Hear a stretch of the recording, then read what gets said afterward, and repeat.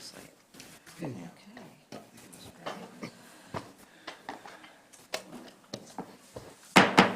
Good morning, everyone.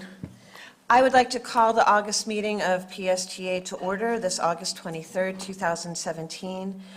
Commissioner Schulman, would you please lead us in the Pledge of Allegiance, and would everyone please rise? I pledge allegiance to the flag of the United States of America and to the republic for which it stands, one nation, under God, indivisible, with liberty and justice for all.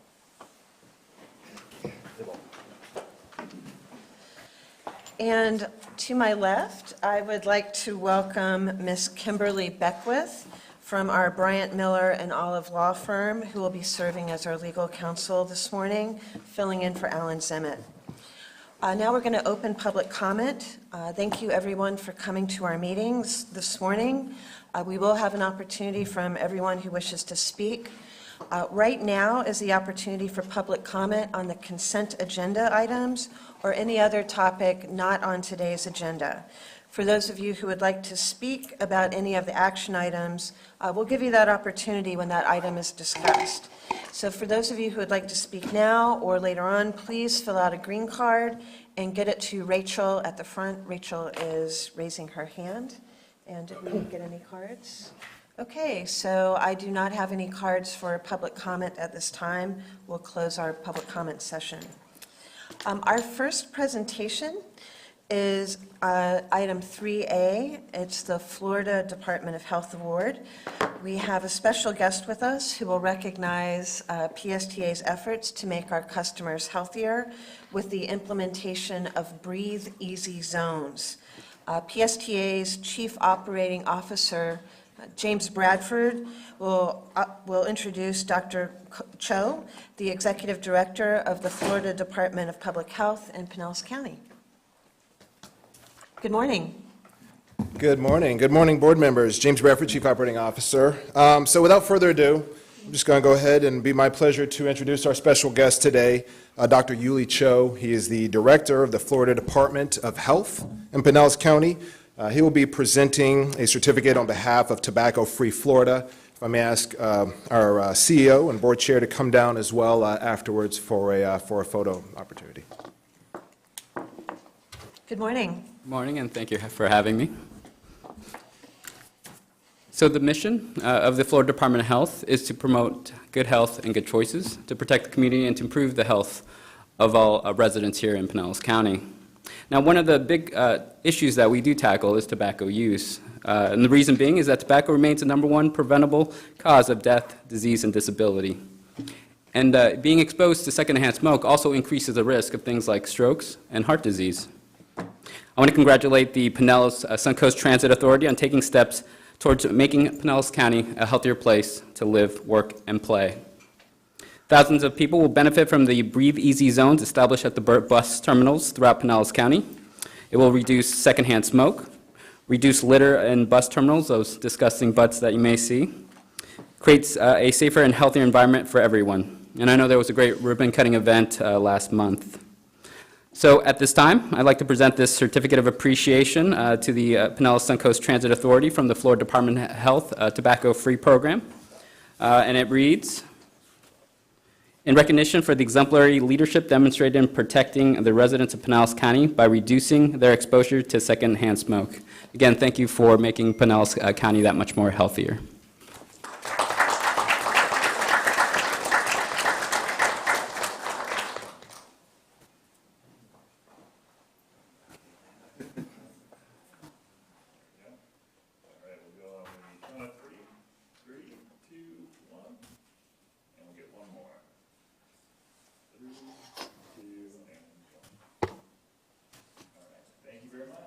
Thank you.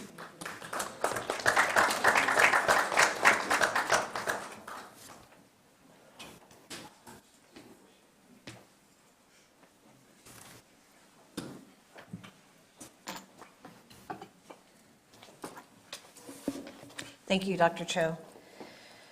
Our next item is the committee updates, 4A, and we'll have an update from the TRAC Committee, the Transit Riders Advisory Committee. Unfortunately, the chair of track, Ms. Gloria Lepic-Corrigan, is not here this morning, so we have Cassandra Borchers in her stead. Good morning. Good morning. The PSTA track meeting was held on August 15th, and in the absence of our chair, Gloria, who is on vacation, Vice Chair Mark O'Hara conducted the meeting, and he did a very good job. The track approved the Transit Development Plan Progress Report, which is on your agenda today, with some discussion about how PSTA priority projects, especially the bus on shoulders and the express route projects, relate to the Tampa Bay Next program being discussed by FDOT. FDOT Representative Brian Beatty gave an overview of the Tampa Bay Next program and offered to give a presentation at the next track meeting in September. Among the information items heard by the committee was the new How to Ride guide, and that includes a handy little pocket that will hold all the information about our programs and schedules and payment systems and all the things that are changing very quickly, and so they've had a chance to take a look at that and make sure that it speaks to the riders that we're trying to serve. The annual track application period is now open through September 29th. Interested riders can apply on the website by visiting psta.net/track, TRAC, and they must ride transit at least twice a week to qualify. It is a very good committee. It's very informative for staff and for the board, and so we encourage anyone out there who is interested in serving on the track to please apply through the website. We encourage the board to promote the opportunity to Pinellas County riders who would like to share their thoughts and insights on our services and our programs. Finally, I'm very pleased to report that the Track Safety Initiative letter has been very well received by our partner agencies. And we are encouraged that they are going to focus on ways that the issues related to pedestrian safety, access to bus stops, that they're really going to think about that and how that can be improved. And the track is really proud to have brought this critical dialogue to the forefront. So the next track meeting will be held September 19th, and as always, board members are welcome to attend. Great. Thank you for the report. On to our consent agenda. Ms. Beckwith, would you please read the resolutions related to items in the consent agenda? Yes. You're on. Yes. You want the resolutions? Yes. Yes. We have Resolution 1706, a resolution of the Pinellas Suncoast Transit Authority approving the Joint Participation Agreement, FPN 402-513-1-84-18, with the State of Florida Department of Transportation for Block Grant Program funds for operating assistance, authorizing the Chief Executive Officer to execute the Joint Participation Agreement, including any supplemental agreements or amendments, and authorizing the Chief Executive Officer to furnish additional information as the Department of Transportation may require. No, just the title, right? Yeah. Okay. Thank you. Can you hit it again? There's another mic that picks it up. No, I think there's more than one Yes, resolution. we're at 5. I think you must read the title. Resolution 17-07, a resolution of the Pinellas Suncoast Transit Authority approving Joint Participation Agreement, FPN 410-695-1-84-18, between the State of Florida Department of Transportation and the Pinellas Suncoast Transit Authority for Urban Corridor Program funds for the continuation of Route 100X service, authorizing the Chief Executive Officer to execute the Joint Participation Agreement, including any supplemental agreements or amendments, and authorizing the Chief Executive Officer to furnish additional information as the Department of Transportation may require. Resolution 17-08, a resolution of the Pinellas Suncoast Transit Authority approving Joint Participation Agreement, FPN 418-265-1-84-13, between the State of Florida Department of Transportation and the Pinellas Suncoast Transit Authority for Urban Corridor Program funds for the continuation of Route 300X service, authorizing the Chief Executive Officer to execute the joint participation agreement, including any supplemental agreements or amendments, and authorizing the Chief Executive Officer to furnish additional information as the Department of Transportation may require. Resolution 17-09, a resolution of the Pinellas Suncoast Transit Authority approving joint participation agreement FPN 430-320-1-84-07 between the State of Florida Department of Transportation and the Pinellas Suncoast Transit Authority for Urban Corridor Program funds for the continuation of Curlew Road Connector route service, authorizing the Chief Executive Officer to execute the joint participation agreement, including any supplemental agreements or amendments, and authorizing the Chief Executive Officer to furnish additional information as the Department of Transportation may require. And lastly, Resolution 17-10, a resolution of the Pinellas Suncoast Transit Authority agreeing to enter into a joint participation agreement, FPN 437-245-1-24-02, between the State of Florida Department of Transportation and the Pinellas Suncoast Transit Authority for FDOT-D7 special designated funds to be programmed under intermodal funds for premium transit feasibility study, authorizing the Chief Executive Officer to execute the joint participation agreement, including any supplemental agreements or amendments, and authorizing the Chief Executive Officer to furnish additional information as the Department of Transportation may require. Okay. Thank you very much. Do we have any questions or comments? Do I hear a motion to, and a second, to approve the consent agenda? Jordan, Yes. Joe has a question. Yes. Madam Chair, the Commissioner Finance Barkley. Committee met on August 16, 2017, and the committee unanimously approved the grants from FDOT for operations and block grants 100X, 300X, Curlew Road Connector, and a new grant of $1 million from District 7, special designated funds for the design costs directly related to the Central Avenue Bus Rapid Transit. Great. Thank you. I would move approval. Second. Okay, seeing that we have a motion and a second on the floor to approve the consent agenda, and we heard there was no public comment, Rachel, would you please open the machine for voting? Commissioners, please cast your votes. And seeing this is 11-0 with present commissioners voting. Thank you. Our next item is our action item, state legislative priorities. Brad? Thank you. Good morning, everyone. The PSTA Legislative Committee is chaired by our Vice Chair, Commissioner Janet Long, and is recommending the attached 4 priorities which are included in your packet. And I will let her go ahead and introduce this item. All right, thank you, Brad and members. The PSTA Legislative Committee met on August 7th and unanimously recommended the 4 priorities that you have listed in your packet. 3 of the 4 recommended priorities are continuing over from last year, and those are construction of an exclusive lane for trolleys and buses over the Clearwater Beach Causeway Bridge that could also be used by emergency responders. Increased transportation disadvantaged funds, which Commissioner Patty Johnson has been so passionate about, and an express service between Clearwater Beach and Tampa International Airport. Both Brad and Ron Pierce will answer any questions that you might have on those recommendations.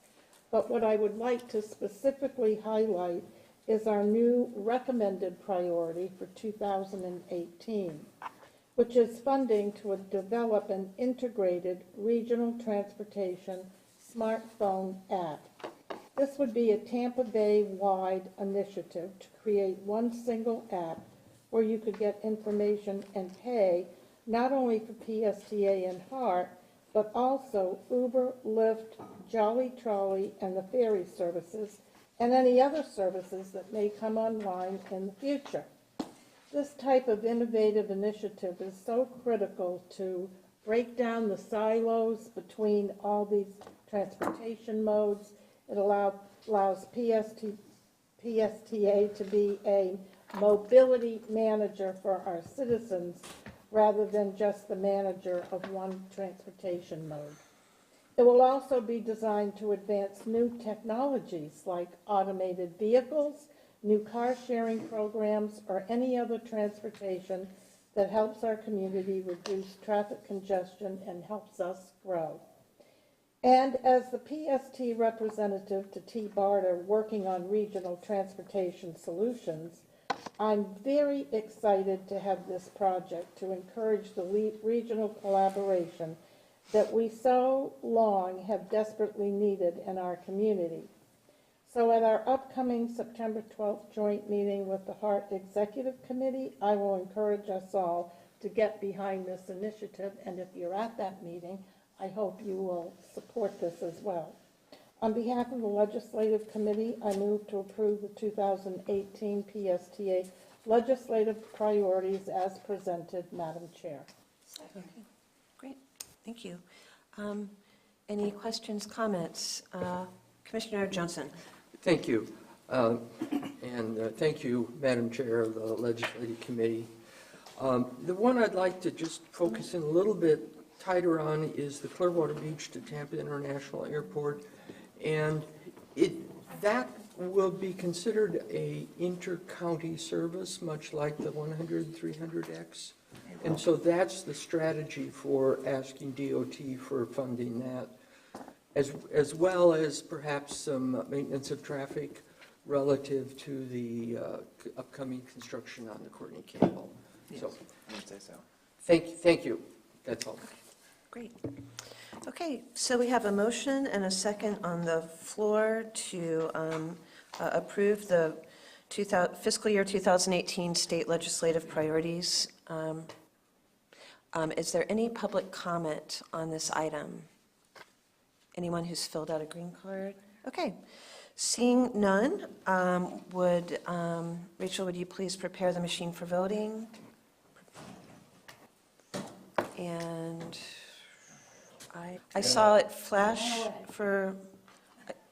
I saw the voting screen flash, and now we don't see it, so we'll try, yeah, we'll try this again as we get through this little technological hiccup.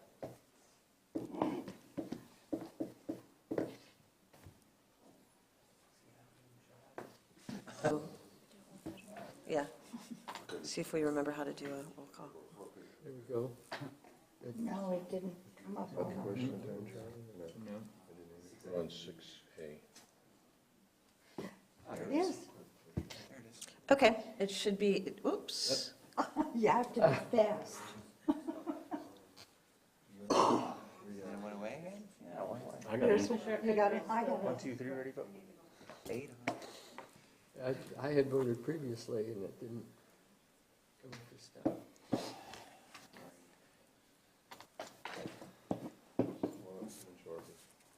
Okay, let's go to a voice vote while we get this straightened out.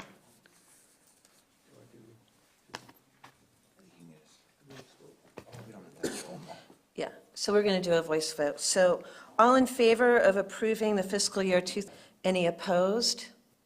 Okay, that passes unanimously. Thank you. Old school. Yeah.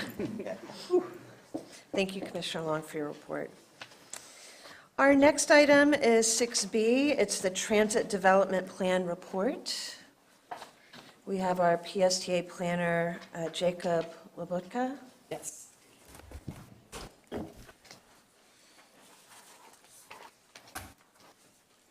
Good morning, Jacob. Morning. And you were spot on with the last name. Good.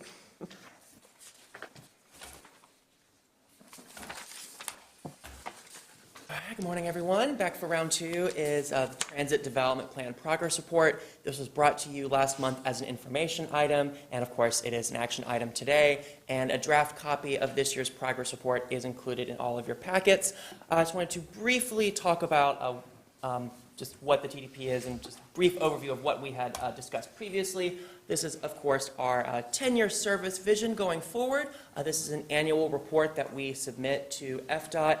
This provides the foundational element for other transit plans in the region, but most importantly, it identifies our priority projects, such as our legislative priorities.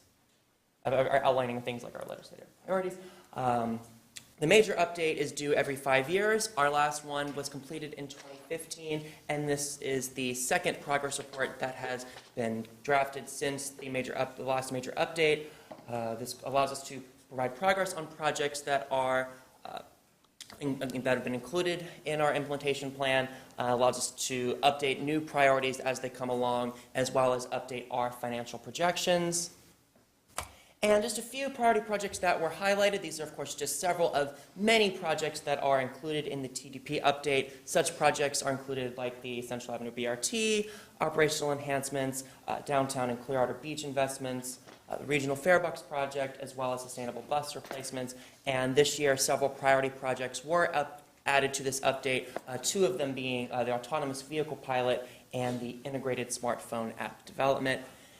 And that is all I have for you. Like I said, I just wanted to keep it brief and just give you an overview. Okay, thank you. Do we have any cards for public comments on the Transit Development Plan? Okay. Board member comments. Commissioner Johnson? Thank you, Madam Chairman, and I always look forward to this because it's a good summary of what's going on here at PSTA each year.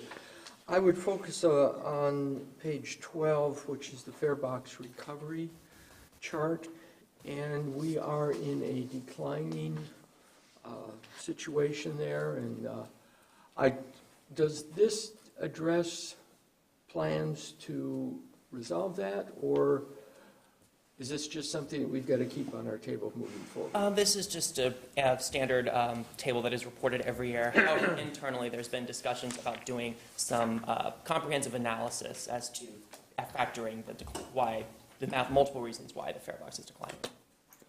And in that regard, on page 9, I always like to look at the ridership by route and the efficiencies of passengers per revenue hour as a indicator of those routes that are probably most supportive of transit-oriented development. Those are my comments. Thank you, Madam Chairman. Okay, thank you, Commissioner Johnson. Seeing that there are no other comments, I'll ask for a motion to approve the Transit Development Progress Plan. Move to approve. Second. Great, thank you. And so Rachel, let's try this again. Please prepare our computers for voting. Commissioners, please cast your vote. And seeing that I believe all present council members. Okay. Okay, so Commissioner Eggers is a yes vote by voice, so this passes 13-0. Thank you. Okay, we're going to have up our PSTA and HART Procurement Director, Mr. Alvin Burns. Good morning. Good morning, Madam Chair. Al Burns, Director of Procurement, PSTA. In your packet or in your seat this morning, there should have been a brochure that outlines the Clearwater Transit improvements. In there, it lists the capital projects, the Clearwater Beach Transit Center, the Clearwater Beach Busway, and the Clearwater Beach Intermodal Facility. Additionally, it lists the other operational enhancements that we're moving forward with in the near future. This morning, I bring before you the action item for the Clearwater Beach Transit Center. Before I bring that to you, I'd like to give you a little background. Thank you.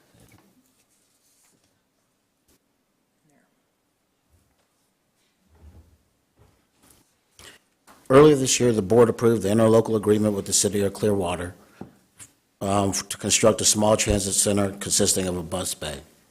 We want to thank the city of Clearwater for the generous donation of $250,000. This transit center will be located on the northwestbound side of the causeway and will allow space for up to 3 vehicles, including the 3 Jolly Trolley routes, the Suncoast Beach Trolley, and the future Beach to Tampa TIA Express. Above, on the monitors on the screen is a rendering of exactly where the transit center will be located and what the transit center will look like. On June 2nd, a 2-step invitation for bid, which is a new innovative procurement method that I introduced here at the agency, and with the help of staff, specifically Eric Hobner, we were successful in releasing that solicitation. On mid-July, we received 4 unpriced technical proposals. They were from Bandy's Construction, Jam 520 Incorporated, Trias Construction, and Certus Builders Incorporated. However, the technical proposal submitted by Certus Builders was considered non-responsive.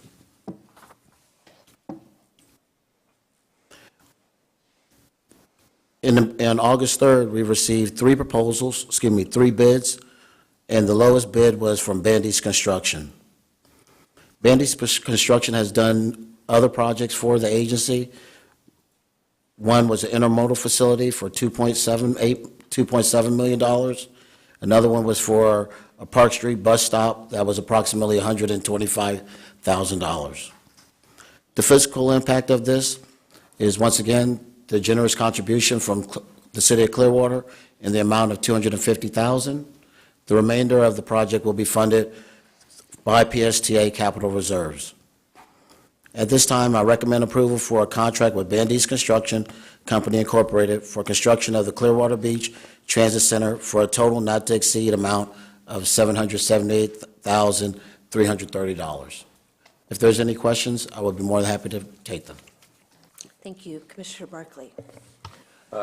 Thank you, Madam Chair. The Finance Committee met on August 16th, 2017, and the committee unanimously approved an award not to exceed $778,730 to Bandy's Construction Company Incorporated.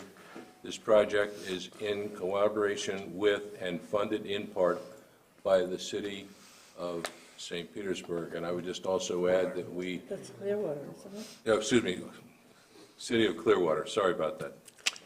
Welcome any. Yeah, sorry about that. Yeah. Sorry about that, guys. I would just also add that we interviewed Mr. Burns at some length on this topic, and we're unanimously in agreement to approve this project. Thank you. Commissioner Johnson. Thank you. And just very briefly, the expected completion date of the construction? The expected completion date of the construction is right around spring break season, right before spring break, which is approximately in the month of February. The before is the important part. Thank you very much. Sorry. Thank you, Madam Chair. Commissioner Justice. Thank you, Madam Chair. What we're talking about today is simply the beach improvements, not anything to do with the in-town developments that are on this sheet, correct? That is correct, sir. And what is the timeline on the intermodal facility when we're, as far as where are we at in the timeline with that? Good morning. Cassandra Borchers, Chief Development Officer. The project before you today is just the bus bay. Sure. The intermodal center will be under design in collaboration with the City of Clearwater. We do not have the funding for construction of that at this time. Okay, thank you. Do we have any public comment on this item? Okay. Seeing no cards for public comment, I'll hear a motion. Motion to approve? Second? Great, thank you. Rachel, will you please prepare our computers for voting? Oops. And I think we're missing a person. We're not? Okay, seeing that all present commissioners have voted, this motion passes 13-0. Thank you. Thank you, Madam Chair. Yes, Brad. We did talk about this at the Finance Committee, but Al Burns is not only the Director of Procurement for PSTA, he's also the Director of Procurement for HART as well. He is one of 2 positions that we are sharing right now. Al's doing a great job for us and HART, I presume. And after he started in early July on both sides of the bay, then PSTA's risk manager, Diane Randall, started doing the same thing because Hart's risk manager retired. And I think all things are going pretty well so far. This is just one, these are some of the initiatives that we've identified over the last year as been trying to work closer together, and knock on wood, so far, neither have balked at driving back and forth across the Howard Franklin blades all the time. it's going pretty well. So thank you very much, Al. I also just wanted to highlight on this project at your places, and hopefully this has been emailed to you as well, that we're going to be having a groundbreaking event out there on the beach on Thursday, September 7th at 9:30. And I think many of you have already RSVP'd for that, so thank you very much. But be there. I think it'll be a really good project. Yeah. Thank you. Exciting things happening in Clearwater. Okay, our next item is an informational item, item 7A. It's our fiscal year 2018 draft budget and CIP budget from our PSTA CFO, Debbie Leas. Good morning. Good morning. It's tough to follow all these great acts this morning, hearing about TDP and all, but budgets are very exciting. And today, the information item before you is leading up to our very first budget hearing that will be on September 6th, where you'll be taking a vote on the tentative budget. Over the last number of months, probably 5 to 6 months, we've been going over the details in this budget. And today, we're going to be taking a look at the update on what we presented in June, and also the recommendation for hybrid electric buses that'll be for our next bus purchase, and why we're making that recommendation. As we take a look at the 5-year plan, as we mentioned in June, we are fiscally sustainable all the way through 2021. As a matter of fact, we have a budget surplus for 2018 of $510,000, and we are starting the year with about $25 million in our capital reserve. So we're doing extremely well. And the one thing I wanted to talk about today is the reserves that we have, that $25 million.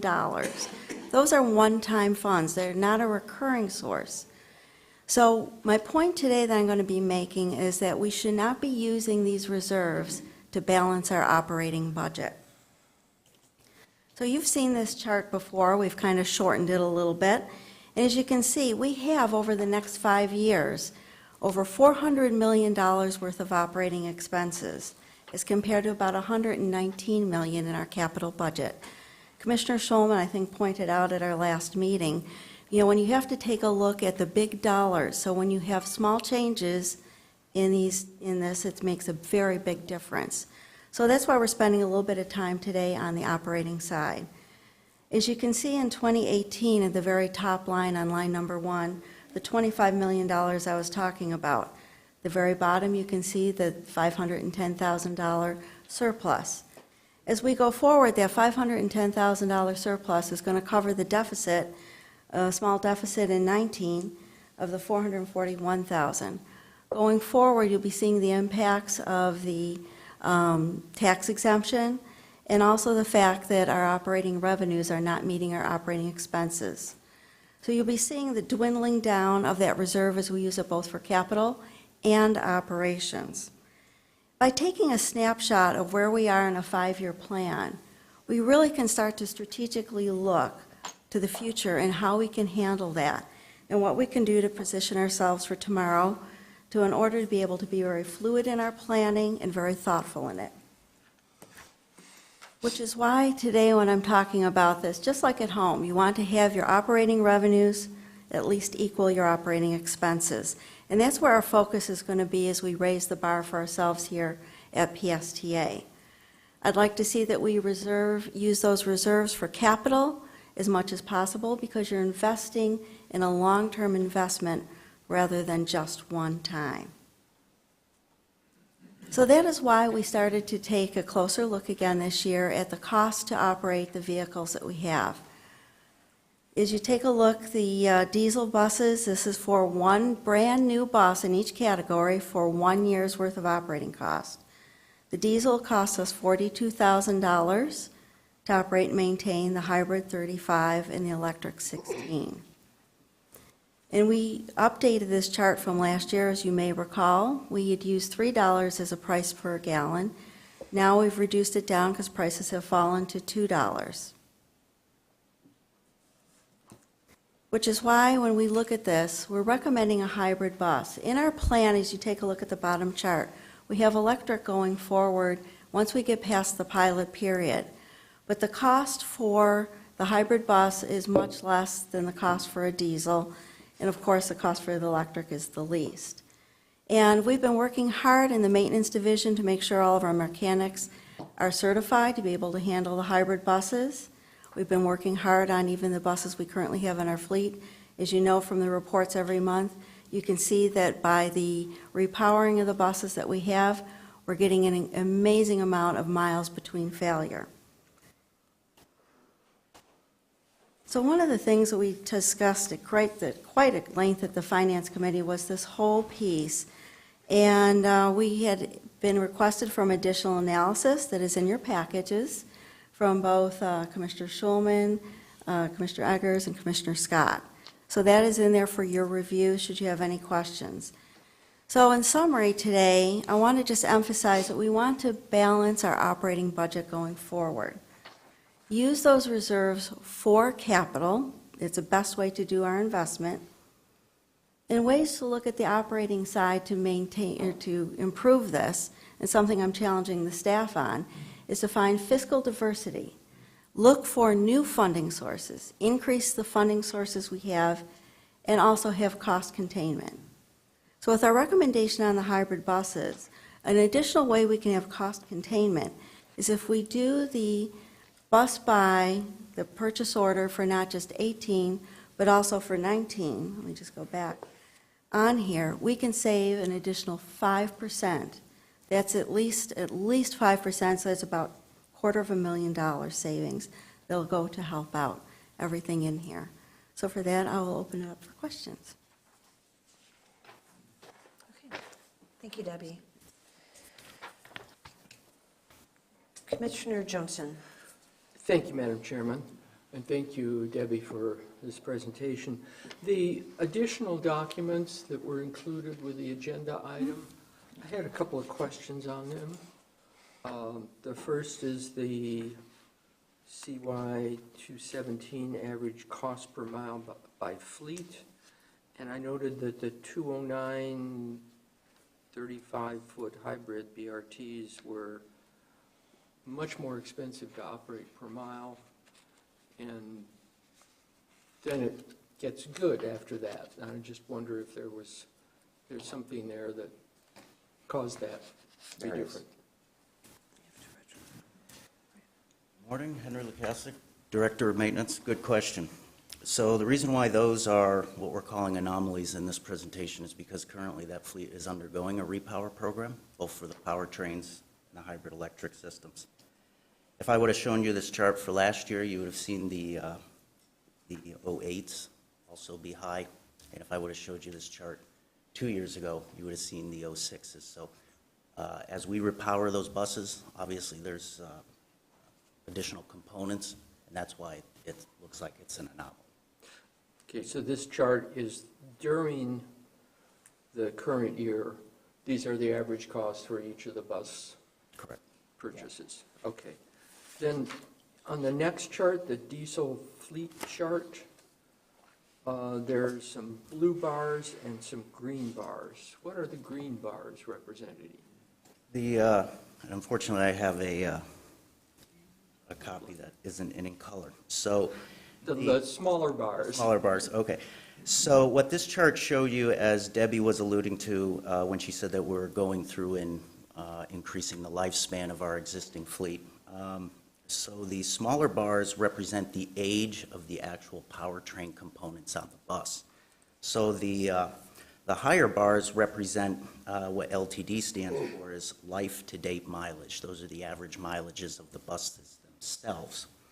The smaller bars represent what the age of the powertrain components are. So while our buses have high mileage, the important pieces to the bus are actually very low in terms of how old they are, typically around 2 to 3 years.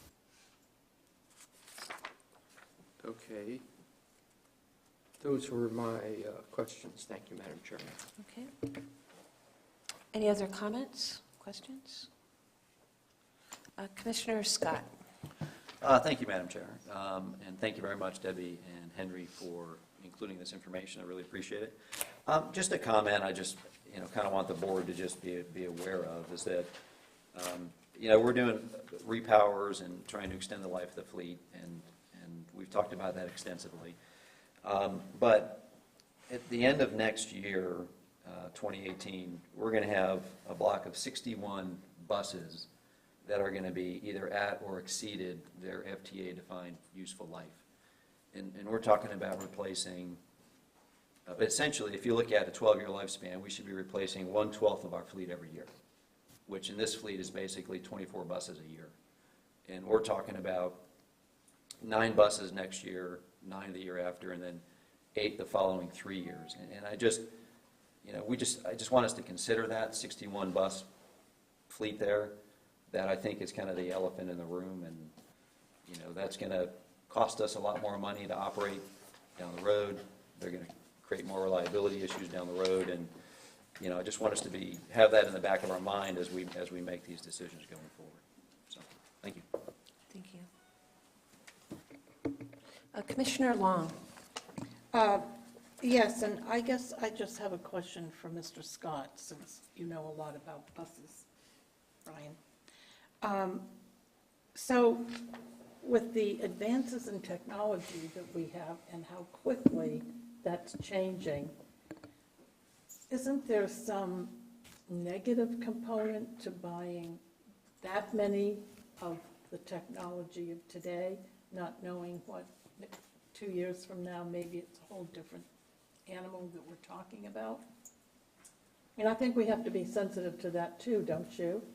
No, I agree. I think the big advances that we're going to see, in my opinion, and what I'm seeing is going to be on the battery side of the technology, and kind of what I'm hearing on that is that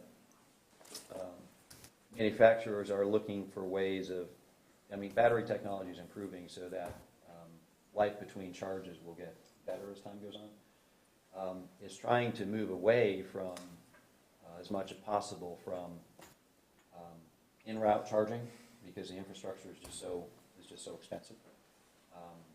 So I think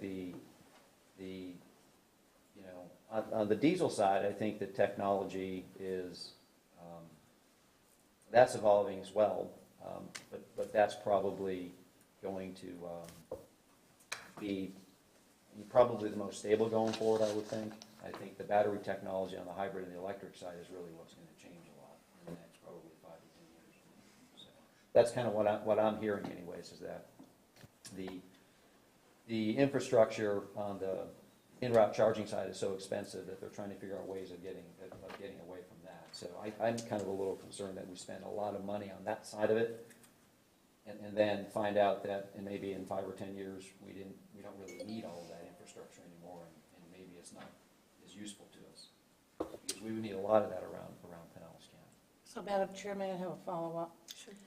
So, Brad, do you have any updated information from all the conferences that you attend on what the cutting-edge new visionary thing is for our industry? Well, what I've generally heard and just heard the other day from one of the vehicle manufacturers really speaks to what Brian was just describing, that there's a lot of technology advancement and people working on autonomous vehicles or driverless technologies. So far, the real challenge with that is operating an autonomous vehicle with human-operated vehicles in the mix. They have some cars that do that, but that's still really an infant part of technology. What we're talking about here are replacement buses for our oldest buses to keep operating in the short term. And the manufacturers, Gillig specifically, who we buy the buses from, they're focused on exactly what Brian said right now. They said that they're focused on providing an all-electric battery-powered bus like the ones we're piloting, and getting that out into the market at a reasonable price and with a reasonably, I don't know what the term is, powerful battery that can go long enough so that you don't have to invest as much on the infrastructure side to constantly recharge it. And I think I think over the next 3 to 4 years, that's really where the focus of the industry is, while at the same time there are many other technology companies and even consulting firms that are trying to move the ball forward on autonomous technology. And I think PSTA's strategy of trying to pursue both is the wise one. We're certainly, I've been having some discussions with Hart, Catherine Egan, and others about their pilot for autonomous vehicles that's had some delays, but is going to be implemented in downtown Tampa just on a street that is does not have any other traffic on it. And so it's going to be a limited pilot of that technology to start. As Henry described, we do have, as we've talked about at this board for many years, a very large number of buses that were all from one single earmark, back in the earmark days of the federal government, that are no longer here, coming through. And it's like a python that's eaten like a pig, kind of goes through as you replace. And we should never buy 60-some buses in 1 year, because it's better to have it nice and even. So this strategy that Henry has really introduced of putting new engines and transmissions in, repowering the existing buses, has been a real great benefit to us. With declining federal funds, can we have these vehicles that we already have run longer, and also gives us more options in the future as technology changes, that we're not really investing so much money in brand new equipment that has to last for 15 years, or a big, enormous order at any one time. So right now we're sort of taking this multi-step approach, this balanced approach, putting new engines and transmissions into the older fleet while we try to maintain as Debbie's chart showed, a more consistent ordering of replacement buses each and every year. One thing she mentioned at the end of her presentation is another new initiative that Gillig has offered us is that we can purchase more than 1 year's worth of vehicles at today's prices, and then not pay for them or not take delivery of them until next fiscal year. So we wouldn't be obligating a future year's budget.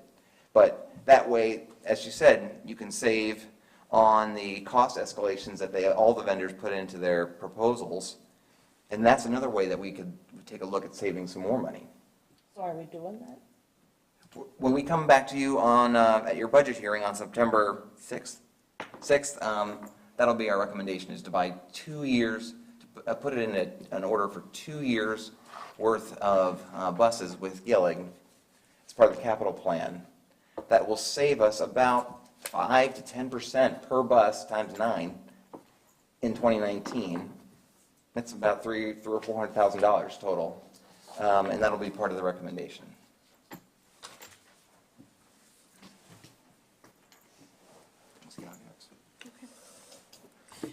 Thank you. And so our first public hearing is September 6th, and when is the second public hearing? I believe it's September 20th. September 20th, both at 6 p.m. Okay, great. Okay, thank you.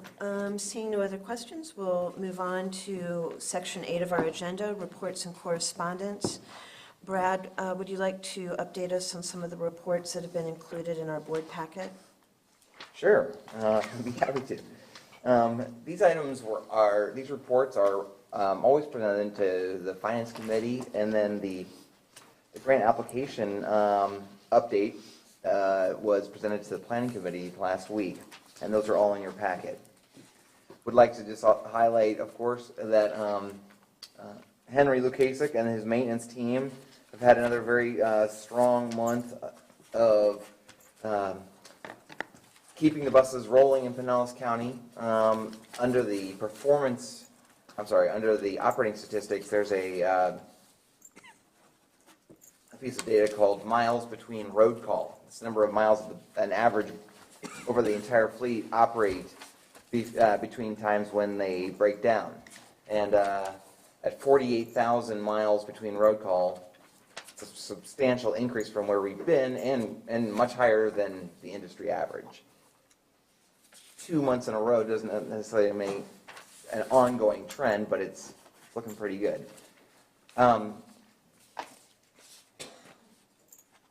Those are the main items in your packet. I would, under the discretionary grant summary, there's a nice spreadsheet in your packet that shows that PSTA is applying for any possible grant outside funding source that we can identify, including some new ones that we haven't applied for in the past. We've tried to reach out and identify some other partners in the community that can help us get access. And one I'd just like to highlight is the second line, Pinellas County. Our staff has worked with folks at Pinellas County on getting some community development block grant funding. It's, I think, the smallest number on the list, but $58,000 for bus shelters. The county staff that oversees the Community Development Block Grant Program identified that in certain targeted areas of the county, the Lellman community up in Tarpon Springs, that bus shelters would be of benefit. And so for the first time ever, we're very thankful to have received $68,000. Actually, if you look at it, we actually got more. So shout out to the county for doing that more than we asked for, but that was because they wanted one other shelter. So that was great news. That concludes my update. Like I said, we have our budget hearing on Wednesday, September 6th at 6 p.m. is our next meeting. Then I hope to see you all the very next morning over at Clearwater Beach for the groundbreaking at 9:30. And then we'll have our second public hearing on the budget on September 20th. Then we'll have our regular PSTA board meeting on September 27th. So this meeting looks like it might be a little shorter than others, but we'll see a lot of each other in the month of September. Okay, thank you, Brad. Seeing no other business, we'll hear board member comments before we adjourn. Or we could be enormously efficient and end this meeting within an hour, which would be fantastic as well. Okay, well, listen, thank you, everyone, for, of course, Mr. Johnson. Yeah, you can depend on me to have something to share. I'd just like to highlight one of the things that was not highlighted on our forward meetings, the T-BARTA meeting, I believe is Friday morning at 9:30. This is the new T-BARTA, and I'm well aware of the new legislative requirement to develop a regional transit plan before the start of the legislative session, and I'm going to be interested to see how they pull that off, and it would be wonderful to have that. I observed that there was a guest column from our T-BARTA representative published on August 4th, 2017, with a reference to entrenched bureaucracies who continue to stymie our efforts to build truly regional plans that can be implemented.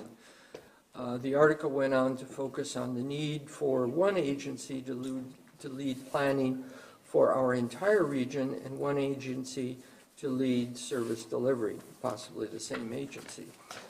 I have come to realize an important element of the regional plan is the development of regional funding sources, or a compact, at least, for that regional funding. And I know that FDOT currently funds our cross-county routes, so I think that's the example that we'll follow there.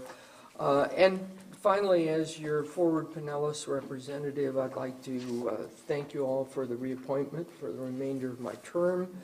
And I would say that I welcome direction from the board as we try to maximize our PSTA involvement in the Forward Pinellas planning. So again, I welcome direction, and you've got to pass that through Mr. Miller, but thank you very much. That's my comment. Thank you, Mr. Johnson. And, okay, thank you, everyone. We will adjourn our meeting. Very well done.